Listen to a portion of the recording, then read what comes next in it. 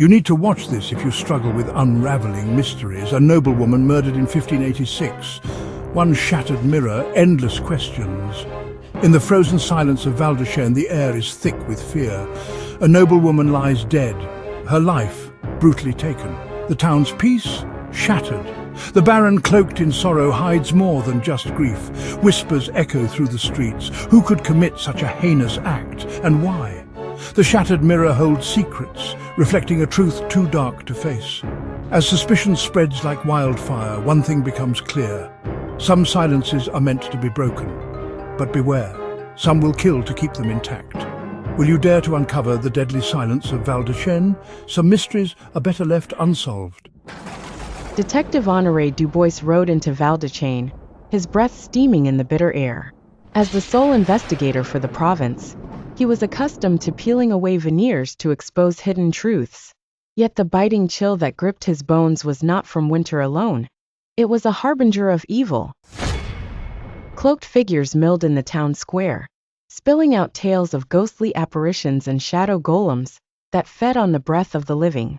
Eyes darted with suspicion, fingers pointed, but truth remained tangled in a web of fear. The manor stood foreboding, its ivy like gnashing teeth.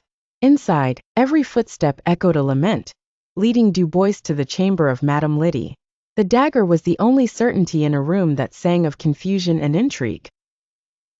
Its ornate hilt, engraved with the coat of arms from the court of Venice, whispered of connections far beyond Val d'Achene. Dubois pieced together the whispers. Madame Liddy was no ordinary noblewoman. She held court in salons cloaked with velvet, where the elite exchanged solace for secrets.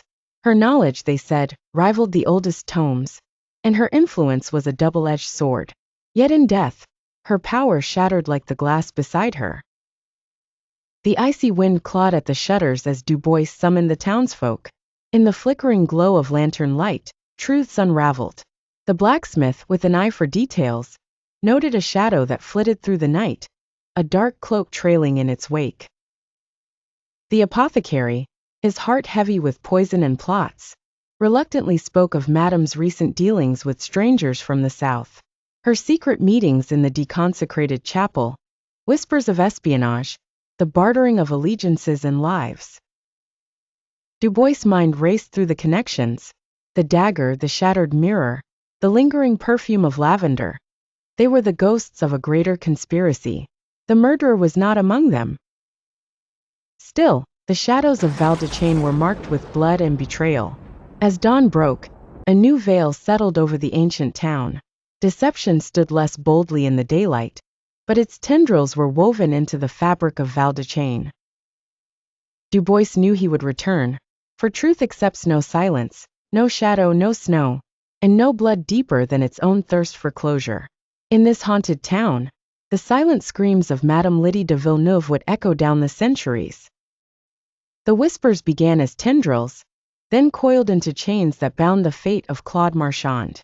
A reticent coachman with downcast eyes, Claude was a shadow in town, an anomaly among the vibrant tapestry of human connections. An orphan raised by the rigorous discipline of monks, his life was one of quiet servitude, devoid of camaraderie or kinship. Yet Claude's heart harbored a love it could never lay bare.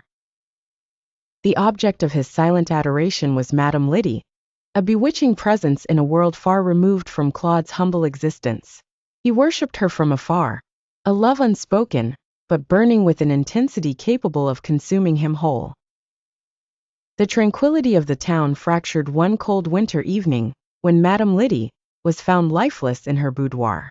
Suspicion and paranoia cloaked the townspeople, and as the sun set twice, the whispers grew, painting damnation faster than any brush. Who but the perennial outsider, the shadow of the town, Claude, could be the architect of such treachery? In the turmoil of accusations, the inquisitors delved into Claude's Spartan quarters. There they unearthed relics that, in their fervid minds, were damning beyond redemption. A love letter torn apart and stained with tears, and a delicate scarf belonging to Madame Liddy, secreted away as if it were a divine artifact. These discoveries were seized upon as evidence not of love, but of insidious intentions. Dragged into the depths of the Inquisition's chamber, Claude faced a parody of justice. Under the torment of their savage questioning, he confessed, but only to love, never to the sin of murder. It was an inconsequential distinction, for the tribunal seated before him had already sealed his fate. In their eyes, justice was a gallows, and Claude was destined to swing. The date of his execution was set with meticulous care. The first full moon of the spring would witness his final dance with life, an execution as inevitable as the changing of seasons. The town whispered, yet again, as it always had, this time to silence the inconvenient echoes of their own culpability. Etienne Revel arrived in Val-de-Chain with parchment-stained hands and curious eyes too sharp for his own safety. He was tasked with sifting through dusty archives for the crown. But curiosity is a wildfire, and soon, Etienne found the ember that would consume him. Among the evidence, a torn folio not written by a woman's hand, but a man's, elegant, educated, and deceptive. Instinct whispered to him, this crime runs deeper. And Etienne, the scribe no one noticed, began his dangerous dance with the truth. Under the guise of a chronicler, Etienne slipped through Val-de-Chain's misty veins, a village shrouded in secrets and echoes of past sins that clung to its stone walls. Etienne, a man whose soul was as shadowed as his purpose, knew his path was steeped in peril, yet he walked it with a determined stride. He bribed a toothless chambermaid with coins and warm wine, an exchange that bought him brief intrigue and misplaced trust. The maid, a relic of time, whispered of hidden betrayals as she cleaned the halls, squeaking with all the promise of untold stories. Etienne listened, behind broken doors, in the dim light that seemed to have absorbed the tears of history. Piece by piece, the true mosaic emerged, unraveled by Etienne's relentless pursuit of truth. A cousin's betrayal, Lady Isabelle de Fournay, a viper wrapped in velvet, seductress and schemer. Her beauty was dangerous. Her touch led men into traps spun by words as silken as her hair. She lived by the whims of power, ruling as puppeteer over hearts. A husband's deceit, Baron Sylvain, driven by lust and ambition that boiled beneath his noble surface. His deceit hung in the air like the scent of roses masking decay. His throne might have been legitimate, but his soul was forged in the fires of manipulation. A woman's desperation, Lydie, an artist and a visionary, painting warnings into her art for those who dared to see beyond surface beauty. Her masterpiece, The Lion in Winter, wasn't merely a painting. It was a confession hidden beneath brushstrokes, a tapestry of anguish and foresight. He who dines with serpents will one day be devoured, she inscribed in coded elegance, a dire admonition for the discerning eye.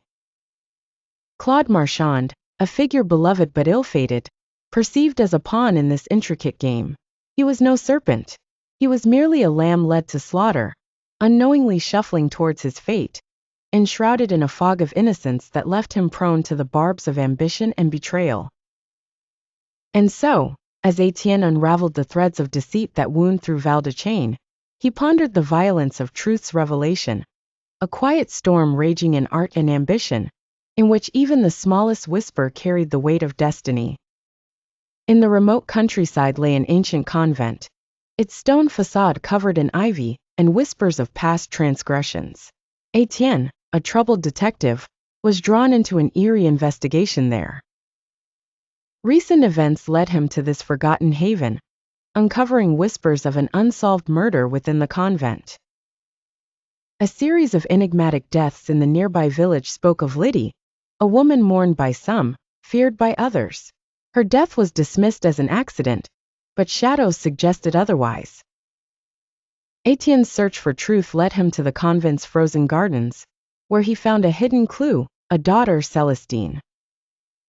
Celestine, isolated from the world, was a ghostly figure with pale skin and a black dress. Her mind was twisted by neglect and night terrors. Etienne watched her through iron bars. Her eyes, wild with knowledge, met his. "I killed her," she confessed, her voice a symphony of fear and guilt. Celestine's confession revealed her mother was going to send her away, influenced by someone who never wanted her. Etienne's heart tightened with each statement, drawn into despair. He asked who he was, but Celestine's mind slipped away, retreating into madness with no return. As Etienne stepped into the cold night, darkness encroached around his heart. Time was running out. The noose around Claude's neck tightened. Questioned in the village, Claude, Liddy's second husband, denied accusations while his clock ticked ominously. Unearthing the truth from a history buried under deceit seemed impossible. But Etienne knew the key lay within the murmurings of the mad daughter, who once knew innocence before the shadows claimed her. The clock raced. Snow turned crimson in Etienne's frantic path. He begged the magistrates. He presented his findings.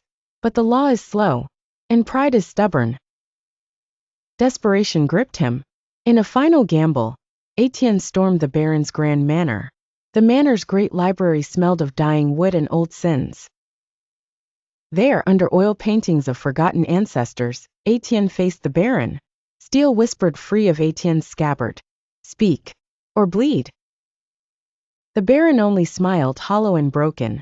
"I see her in the mirrors every night," he said. "My blood, my shame. Better a servant die than my house fall." The truth spilled from his cracked soul. He had found Celestine, dagger in hand, lost inside her madness. He had orchestrated the cover-up. He had fed Claude to the wolves. Dawn. The town square heaved with anticipation, breath steaming in the frigid air. Claude stood at the gallows, rope biting his neck, his eyes hollow. The executioner raised his hand. Then hoofbeats. A cry. A royal courier, snow-flecked and gasping, thrust a parchment into the magistrate's hands. Stay of execution. The noose fell limp. Claude collapsed to his knees, weeping into the frozen earth. In the stunned silence, the crowd shifted, guilt rippling like a phantom wind. Ghosts in the mist, the Baron surrendered himself to justice. Celestine was cloistered away, her mind a broken mirror. The scandal spread like wildfire through France. Noble houses shuddered, but Etienne Revel refused medals or honors. He packed his ink and parchment and vanished into the mists. Some say he still wanders lost towns, chasing whispers buried beneath snow and silence. And if you listen closely beneath the howl of the wind, you might still hear him ask, "How many secrets lie frozen beneath the silence?"